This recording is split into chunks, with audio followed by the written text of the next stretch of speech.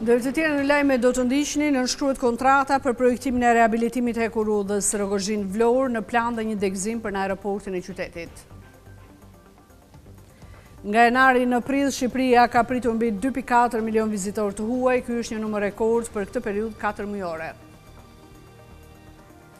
Bizneset gjatë muajit prill kanë marrë 91 miliard lekë kredi për blerje pajisje. Shifra është publikuar në të dhënat e Bankës së Shqipërisë. Në Shqipëri numri të diplomuarve është në rënje, kjo dhe për faktin se dokumentet e arsimit të lartë po mbasin peshën në tregun e punës.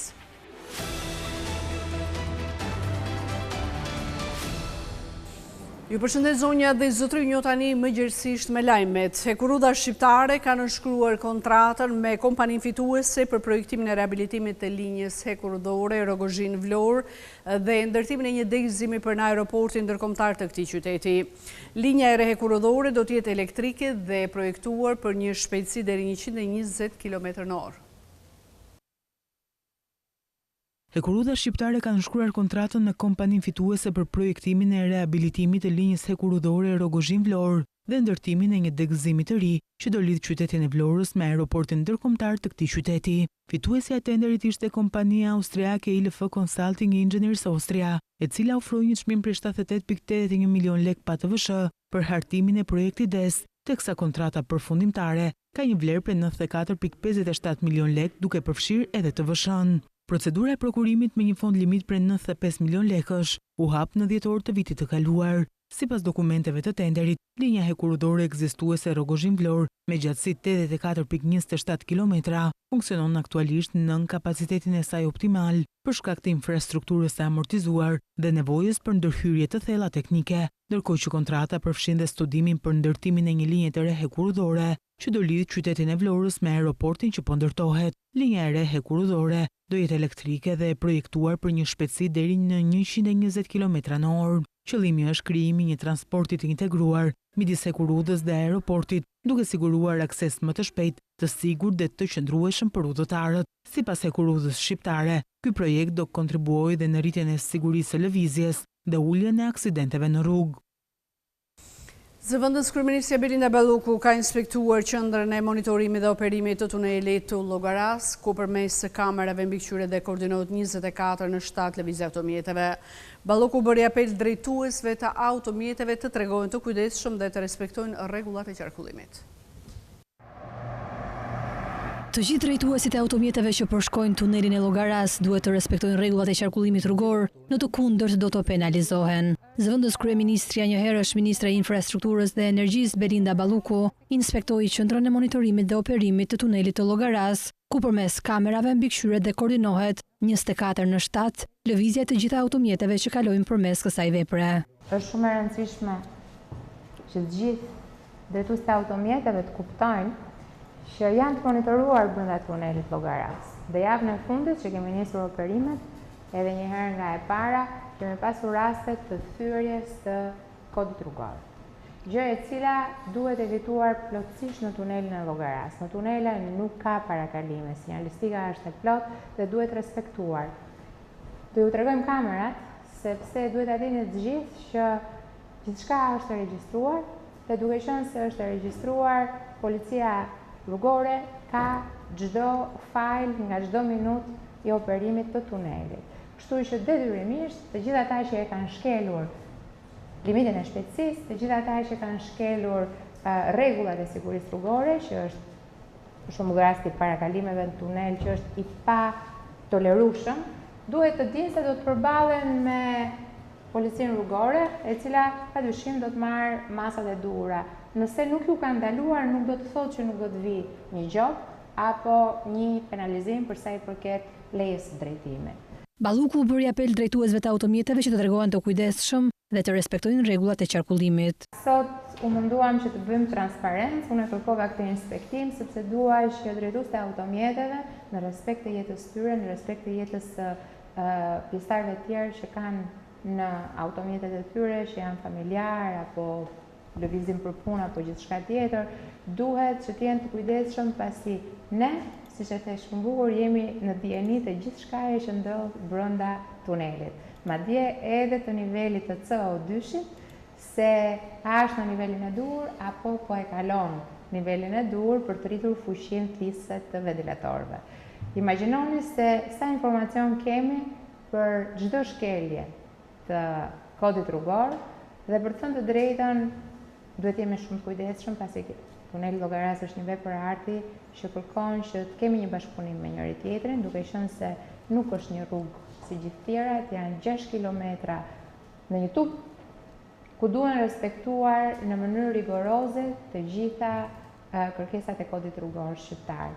Më bëhet qefi që keni nisur tashmë nga puna edhe që i keni të gjithë instrumentat e duhur për të ndjekur procesin brenda tunelit dhe gjithashtu këto instrumente tashmë i ka dhe policia e shtetit. Deri më 15 shtator, kalimi në tunelin e Llogaras do të jetë pa pagesë dhe në funksion të sezonit turistik. Shqipëria ka pritur mbi 2.4 milion vizitorë të huaj në 4 muajt e parë të këtij viti, më shumë se kur më parë në këtë periudhë, por ritmi i rritjes është ngadalësuar ndjeshëm. Scanintel ka bërë një analizë për të kuptuar ndryshimet e fundit. Në 4 muajt e parë të vitit 2025, Shqipëria ka pritur mbi 2.4 milion shtetës të huaj. Në vlerë absolute, shifra është më e lartë se një vit më parë në këtë periudhë. Megjithatë, nëse e shohim në krahasim me vitin e kaluar, rritja vlerësohet me ulët, me vetëm 5% më shumë hyrje se në janar-prill të vitit 2024. Pra kemi një shifër të lartë, por me hapa më të vegjël se më parë. Scanintel ngre pikpyetjen përmes analizës së shifrave, po vinë më shumë turistë apo më pak, apo hym në një fazë tjetër të ciklit turistik. Nëse analizojmë trendin që nga viti 2019 është e qartë se turizmi shqiptar ka përjetuar një rritje të fortë pas krizës së pandemisë.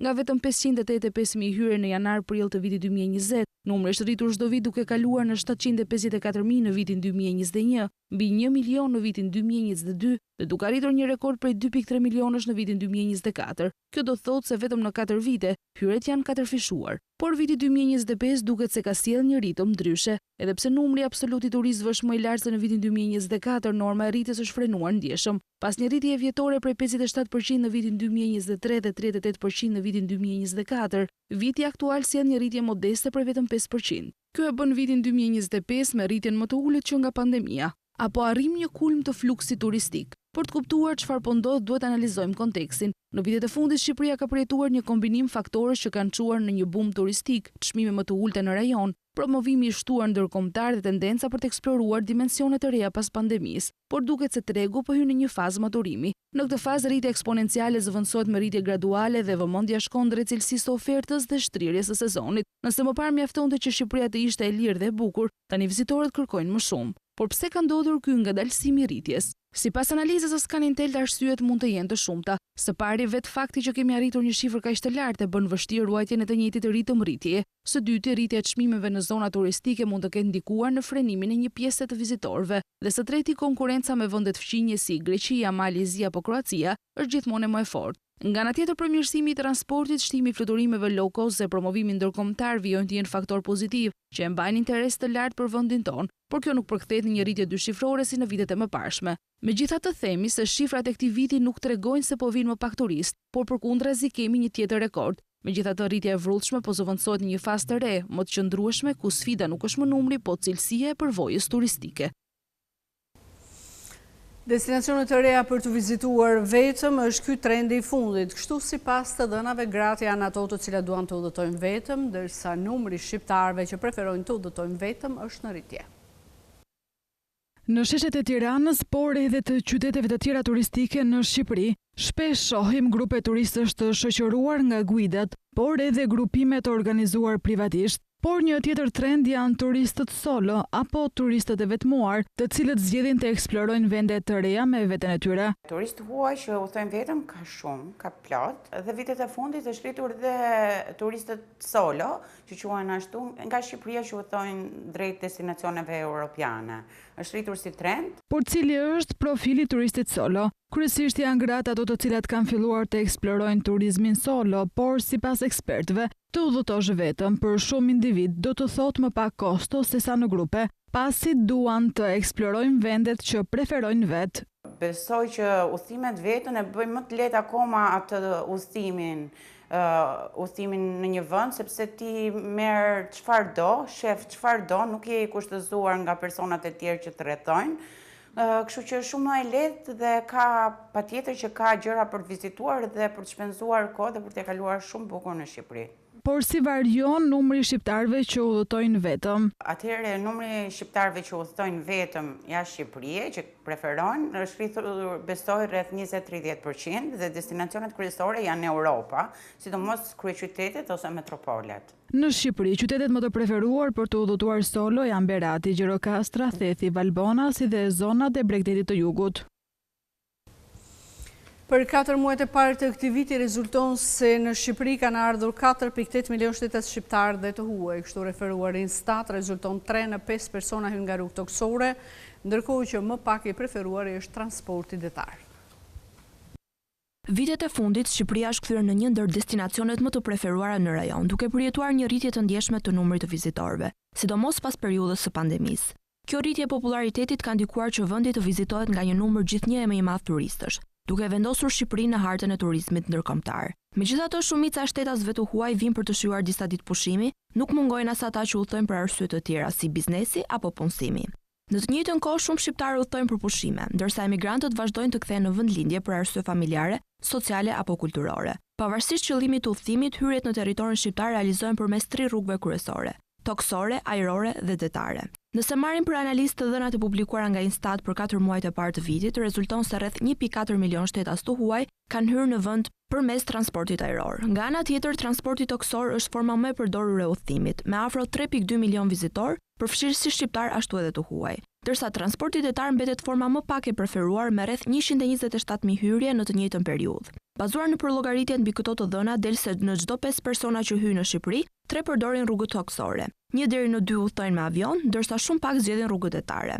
Në përqindje kjo korrespondon me 66.8% për transportin toksor, 30.6% për atë ajror dhe vetëm 2.6% për transportin detar, duke treguar qartë dominimin e rrugëve toksore në qarkullimin e vizitorëve drejt Shqipërisë. Në total, sipas një analize të publikuar nga Scanintel, rezulton se gjatë 4 muajve të parë të vitit në Shqipëri kanë hyrë rreth 4.8 milion persona. Muaji prill rezulton të jetë muaji me numrin më të lartë të hyrjeve për të gjitha kategoritë e transportit, gjë që mund të lidhet drejt për drejt me afrimin e sezonit turistik dhe përgatitjet për verë.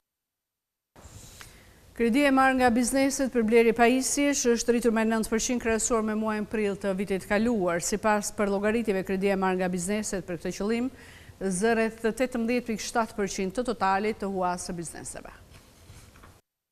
Megjithëse shumica e bizneseve në Shqipëri marrin kredi për pasuri të paluajtshme, nuk mungojnë as ato që marrin hua për investime që mund të jenë shumë të kushtueshme, e përjedhoj të papërballueshme për të realizuar me të ardhurat që siguron vetë biznesi. Investimet të tilla kanë të bëjnë me përmirësimin e infrastrukturës së biznesit, si për shembull për rinovim ose blerje pajisjesh të ndryshme që janë të nevojshme për funksionimin operacional të tij. Sipas të dhënave nga Banka e Shqipërisë, rreth 91 miliard lek llogaritet të ketë arritur kredia e marrë nga bizneset për blerje pajisjesh në fund të muajit prill. Kështu bizneset po kërkojnë gjithnjë më shumë financim prej bankave për mbulimin e shpenzimeve që vijnë nga blerja e pajisjeve. Shifrat flasin për një rritje me 9% të kredisë së marrë për këtë qëllim në krahasim me prill 2024, kur shuma totale e kredisë ishte vetëm 83 miliard lek. Nëse bëjmë një vlerësim në bazë të monedhës, statistikat zyrtare tregojnë se pjesa më e madhe e bizneseve zgjedhin të marrin kredi në euro për blerjen e pajisjeve.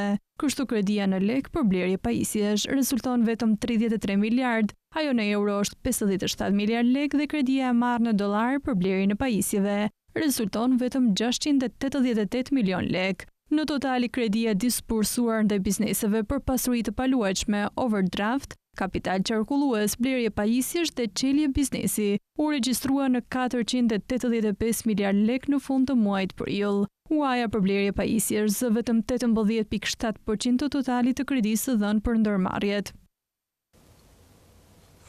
Borxhi total që klientët kanë ndaj operatorit të shpërndarjes së energjisë elektrike ka pësuar rënje të lekët gjatë 4 muajve të parë të vitit 2025.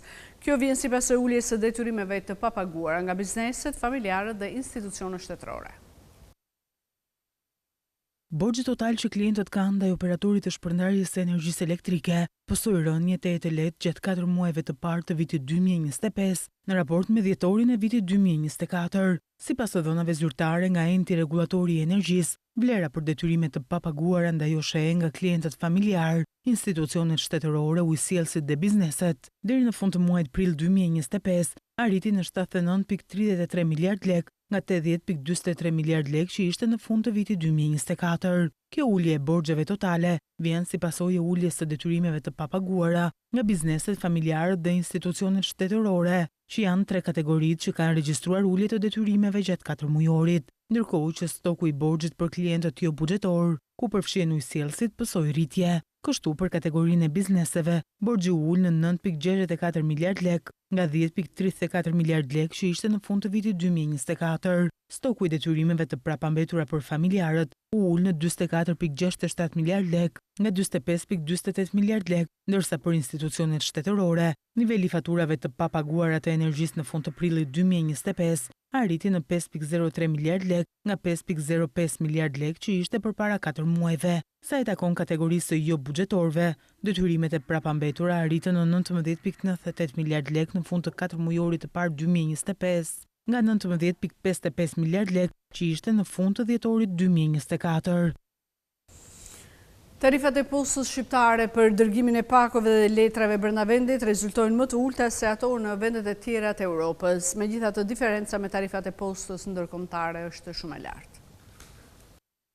Tarifat e postës shqiptare për shpërndarjen e objekteve brenda vendit janë disa herë më të ulta krahasuar me tarifat në vendet e tjera të rajonit dhe Evropës. Megjithatë, nëse bëjmë një krahasim midis çmimit që i paguajnë shqiptarët postës për dërgesat brenda vendit dhe çmimit që i paguajnë për dërgesat jashtë vendit, diferenca është shumë e madhe dhe te i kalon mesatarjen e vendeve të tjera të Evropës. Pra, tarifat për të dërguar një pako jashtë vendit nga posta shqiptare rezultojnë të jenë shumë të larta. Sipas një analize të Autoritetit të Komunikimeve Elektronike dhe Postare, AKEP, tarifat për pako 2 kg brenda vendit janë 6.5 herë më të ulëta se mesatarja vendeve anëtare të Bashkimit Evropian dhe 2 herë më të ulëta se mesatarja në vendet jo anëtare të BE. Ndërkohë, tarifat për pako 2 kg të dërguara jashtë vendit me transport ajror janë deri në 2.3 herë më të larta se mesatarja e shteteve të Evropës. Tarifa e postës shqiptare për pako 2 kg të dërguara jashtë vendit me avion është 3.900 ose 40 herë më e lartë se tarifa për pako 2 kg brenda vendit, krahasuar me 194% në vendet anëtare të BE-s dhe 775% në vendet jo anëtare të BE-s. Nga ana tjetër, çmimet për shpërndarjen e letrave të thjeshta brenda dhe jashtë vendit rezultojnë të dyja më të ulëta se mesatarja e shteteve të tjera të Evropës. Pavarësisht kësaj, tarifa për letër ndërkombëtare është rreth 3.2 herë më e lartë se tarifa për letër brenda vendit, diferencë shumë më e madhe se shtetet e tjera të Evropës. Ofruesi i shërbimit universal postar, që deri në korrik është Posta Shqiptare, duhet të zbatojë kushtin që tarifat të jenë të përballueshme si dhe të orientuara drejt kostos. Tarifat të ulëta për disa objekte postare dhe më të larta për disa të tjera, si dhe mos ndryshimi i tarifave që prej vitit 2002 krijojnë probleme në ofrimin efikas të shërbimit universal postar. AKEP thekson se është i nevojshëm rishikimi i vazhdueshëm i tarifave, me qëllim rritjen e eficiencës në ofrimin e shërbimeve postare. Zgjidhje për mbarvajtjen e aktivitetit të subjekteve janë punonësit e huaj, kështu referuar të dhënave në bizneset e kontrolluara nga Inspektorati i Punës, janë konstatuar 7 punonjës të huaj informal, por apo abuzojnë bizneset shqiptare me punonësit e huaj. Ndiqni kronikën.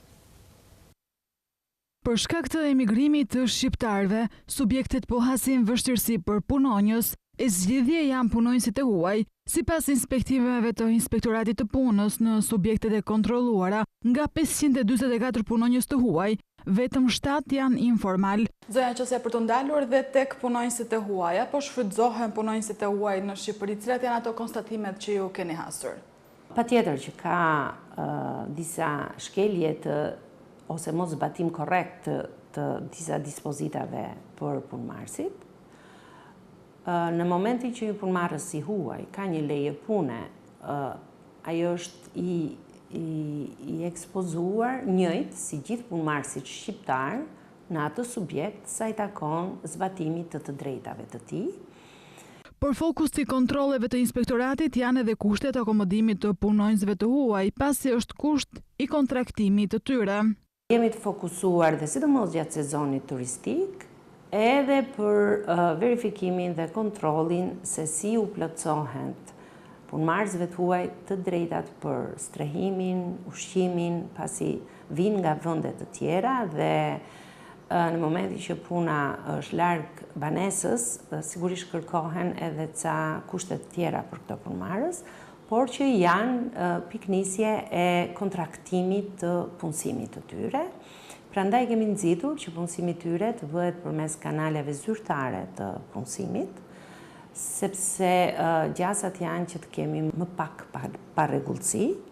Patjetër, sezoni turistik është i hapur ose ka risk të lartë sa i takon informalitetit gri apo mos deklarimit real të çdo lloj të gjithë marrëdhënies punësimit. Të rinjt vihen gjithnjë përballë dilemës për të fituar para lehtë me call center apo për të punuar në profesion me 40 deri 50% më pak të ardhura. Sipas ekspertëve, zgjedhja e parë mbetet një kurth, pasi duhet i jepet më shumë rëndësi karrierës. Të fitosh nga 1.500 deri në 3.000 euro në muaj vetëm duke zotëruar një gjuhë të huaj pa pasur një nivel të lartë arsimor, apo të ndjekësh rrugën e profesionit duke ndërtuar karrierë me 40 deri në 50% më pak të ardhura në fillim. Kjo është dilema me të cilën përballen shumë të rinj shqiptar sot. Dhe në një moshë të re, njerëzit apo të rinjt, sidomos në trendin e sotëm, që fatkeqësisht është kthyer në trend të kohës, të rinjt duan të kenë lekë në përduar dhe duan të pasurojnë sa më shpejt. Pasurimi sa më shpejt nuk të jep punë të standardizuar dhe cilësore. Mundet në një cikël të caktuar të jetës të jetë e mirë, e ardhur, e cila të ndihmon për të realizuar disa nga dëshirat e tua, po më pas kur fillon të ndërtosh familje dhe kur vendosi të bësh të gjithë ciklin e plot deri në periudhën e moshimit, i kupton që tregu i punës me tregun e dijes janë dyshina paralele që duhet të ecin njësoj. Sipas të dhënave nga Drejtoria e Përgjithshme e Tatimeve, numri i bizneseve që ushtrojnë aktivitetin si call center ka ardhur në rënje, megjithatë një pjesë jo e vogël e tyre vazhdojnë të operojnë në mënyrë të palishme, duke punësuar një numër të konsiderueshëm të rinj. Call centeri ka qenë dhe është kurth për të rinjt sepse i pengon ata nga mundësitë reale për të bërë një punë që lidhet me fushën e profesionit të studimit të tyre. Një punë call center vetëm se zhvillon skillset personale, të cilat mund zhvillohen në çfarëdo lloj pune, por i pengon ata të krijojnë dhe formsojnë një identitet profesional. Nëse një njeri vendos të punojë në profesionin e tij, për shembull si financier, ai duhet të fillojë me një pak të ulët për shkak të mungesës së eksperiencës. Zakonisht duhen rreth 5 vite për të arritur në një pak të kënaqshme dhe të qëndrueshme. Në Shqipëri po bie gjithnjë më shumë numri të diplomuarve, ndërsa dokumentet e arsimit të lartë po mbasin peshë në tregun e punës. Shumë vende pune nuk kërkojnë më kualifikime specifike.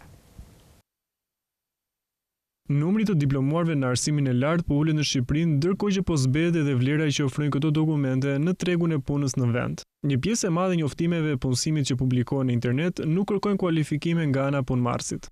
Në fakt, në analizën e tregut në cilin ne kemi bërë, pra tregut punësimit, duke marrë të gjitha ato faqe të cilat janë shtetërore apo private, ku njoftojnë apo publikohen njoftime për punë, na ka rezultuar të paktën se 54% e këtyre njoftimeve nuk kërkojnë një kualifikim specifik për ato të cilët ato kërkojnë si të punësuar.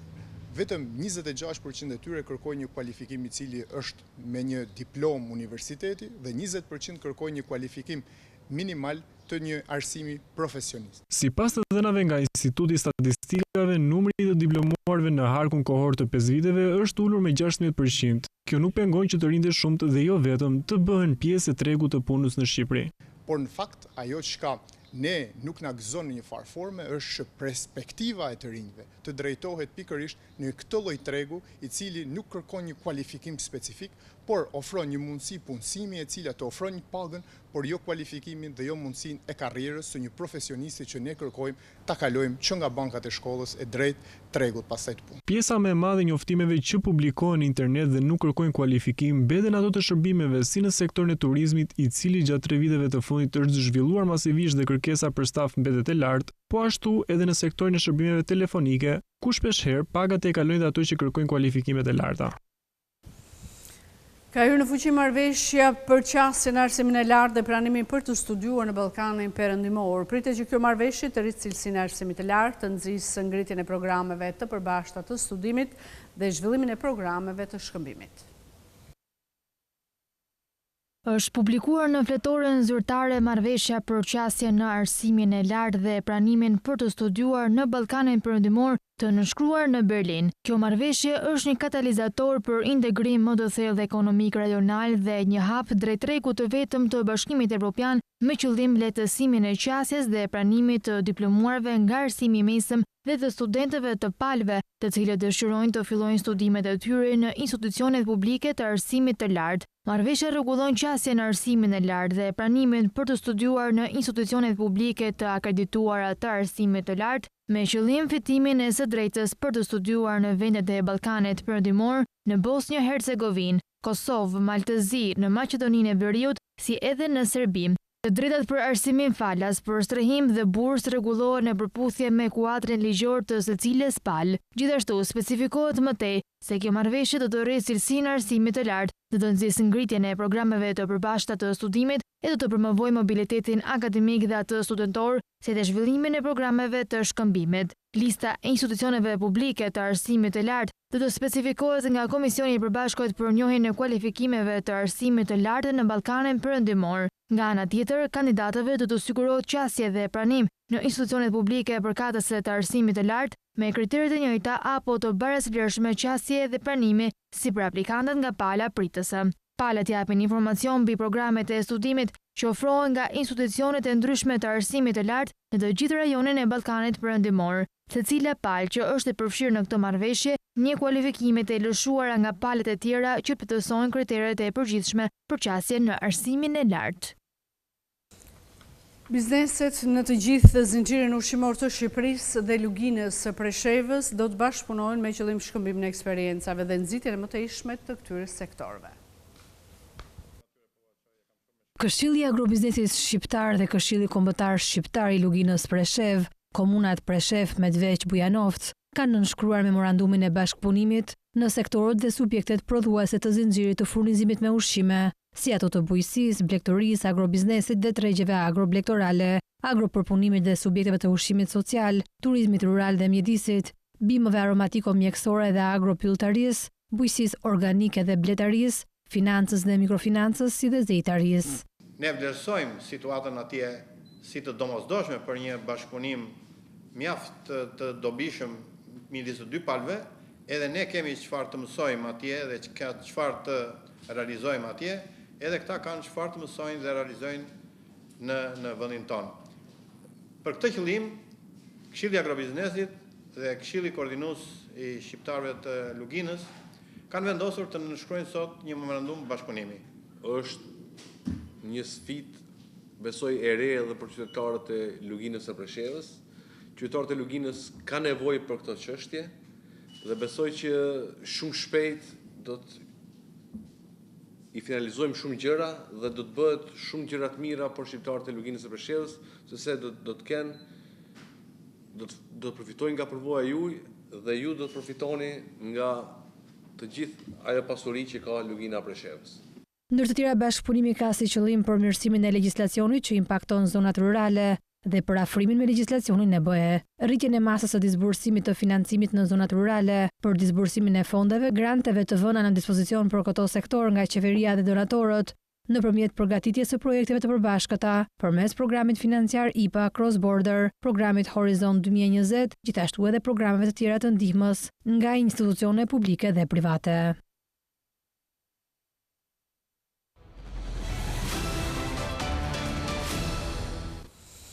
Ekonomia greke u rrit me 2.2% në tremëjorin e parë të këtij viti, duke tejkaluar edhe mesataren e Bashkimit Evropian. Megjithatë, rënja e investimeve ngre shqetësime për realizimin e objektivave vjetor.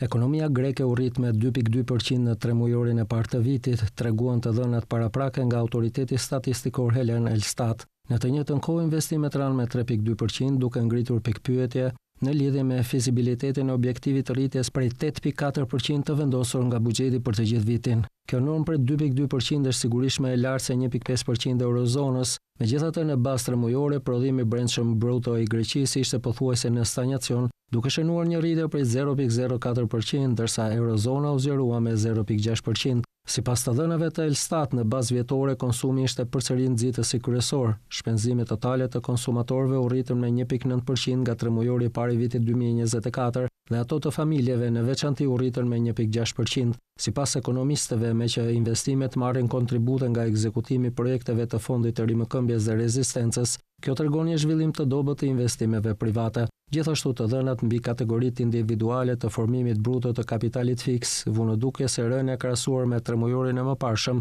erdhi kryesisht nga strehimi, pajisjet mekanike si sistemet e armëve dhe ndërtimet e tjera.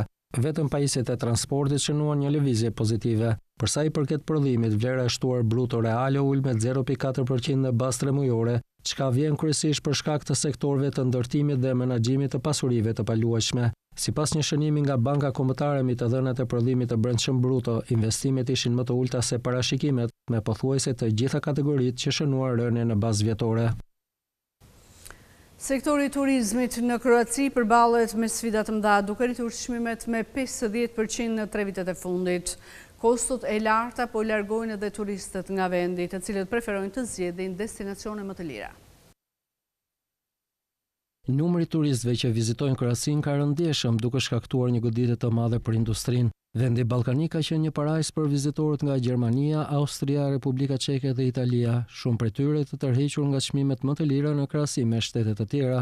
Megjithatë, në 3 vitet e fundit çmimet e turizmit janë rritur me një shifër marramendse prej 50%. Kjo rritje po e bën Kroacinë më të shtrenjtë se 2 nga rivalet e saj më të mëdhenj, Spanja dhe Greqia. Kostot në të dy vendet mesdhetare janë rritur vetëm me 15 deri 20% gjatë së njëjtës periudhë. Vlen të përmendet se ky ndryshim i papritur në Kroaci nuk lidhet me faktorë të jashtëm si kostot e energjisë apo norma e tatimit mbi vlerën e shtuar. Vendi përfiton nga disa prej çmimeve më të ulta të energjisë në Eurozonë dhe një normë të reduktuar të TVSH-s për turizmin prej 13%. Megjithatë, shkaku rrënjësor qëndron në rritjen e kostove operative brenda industrisë së mikpritjes. Këto kosto në rritje kanë shkaktuar një efekt domino duke çuar në stagnacion qëndrimet me një natë dhe një rënje në shpenzimet turistike. Sektori i turizmit, dikur një shtyllë kyçe e ekonomisë së Kroacisë, tani po përballet me sfida për të mbështetur rritjen e tij. Ndikimi i çmimeve më të larta është tashmë i dukshëm. Vizitat e turistëve nga tregjet thelbësore si Gjermania, Austria, Republika Çeke dhe Italia kanë rënë ndjeshëm. Gjatë kulmit të sezonit vitin e kaluar, të ardhurat nga turizmi i huaj në Kroaci ranë me 0.7% krahasuar me një vit më parë. Një tjetër sfidë me të cilën përballet sektori është mbështetja e madhe në platformat globale të rezervimeve. Komisionet e larta të këtyre platformave po i gërryejnë të ardhurat e ofruesve lokal të akomodimit. Shoqata kroate e akomodimit familjar ka propozuar zhvillimin e një sistemi kombëtar rezervimesh për të zvogëluar varësinë nga platformat ndërkombëtare. Një sistem i tillë mund të ndihmojë bizneset e vogla të mbajnë më shumë të ardhurat duke u ofruar turistëve çmime konkurruese. Për vizitorët që kërkojnë mundësi të përballueshme brenda Europës, reputacioni i Kroacisë si një destinacion i lirë po venitet. Udhëtarët më të pasur mund të vazhdojnë të vizitojnë shtetin, por qytetarët më të ardhurat të mesme do t'u japin përparësi vendeve më të përballueshme si Greqia apo Turqia.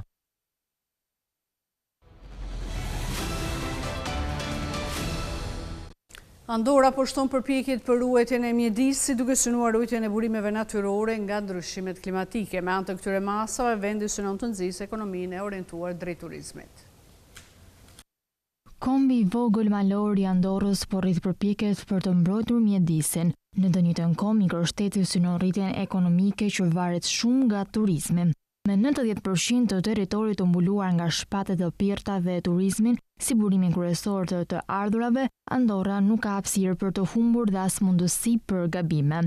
Nëse bora shkryhet shumë shpejt ose mjedisi degradohet, ekonomia e vendit rrezikon kolapsin. Meqense vendit të vogël i mungon aftësia për të përballuar i vetëm një sfidë globale si ndryshimet klimatike, aktualisht Andorra po nis me shumë përpjekje të përbashkëta me partnerët global. Shteti nuk është antar i Bashkimit Evropian, por politikat për ndryshimet klimatike janë tashmë të harmonizuara edhe me ato të Bashkimit Evropian dhe nëntajmë të njëjtin angazhim afatgjat për neutralitetin e karbonit deri në vitin 2050. Pra Andorra është një anëtare aktive e Konventës Kornisë të Kombeve të Bashkuara për ndryshimet klimatike që nga viti 2011 dhe ne ratifikua marrëveshjen e Parisit në vitin 2015, tha David Forne Masone, sekretari i shtetit për tranzicionin e energjisë, transportin dhe lëvizshmërinë.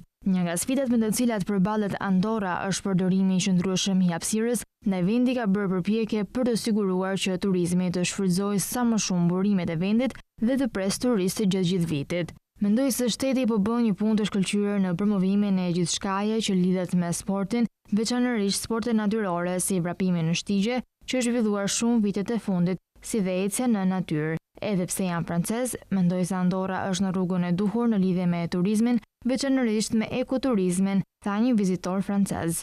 Andorra zgjodhi të krijonte një sistem koherent dhe afatgjat në vend të zgjidhjeve të izoluara për të mbrojtur mjedisin e saj. Vendi ka ndërtuar objekte për të shndërruar mbeturinat në energji si pjesë e përpjekjeve për zhvillim të qëndrueshëm. Ne eksportojmë 70% të mbeturinave tona në vendet të tjera të Bashkimit Evropian dhe pasi menaxhojmë 30% të mbeturinave këtu në Andorra, kemi një qendër për rivlerësimin e këtyre mbeturinave dhe krijojmë energji me to, tha ministri i mjedisit, bujqësisë dhe blegtërisë në vend. Kemi ardhur kështu në fund, por unë i kujtoj se për më tepër informacione ju mund të na gjeni dhe në adresën tonë internet scan.tv.al, ku mund të gjeni gjithçka mbi ekonominë, bankat, sigurimet, tregjet financiare të tjerë. Gjithashtu mund të na ndiqni dhe në rrjetet sociale si Facebook, Instagram, YouTube dhe LinkedIn. Unë ju falenderoj që na keni ndjekur, bashkë mirë takofsh.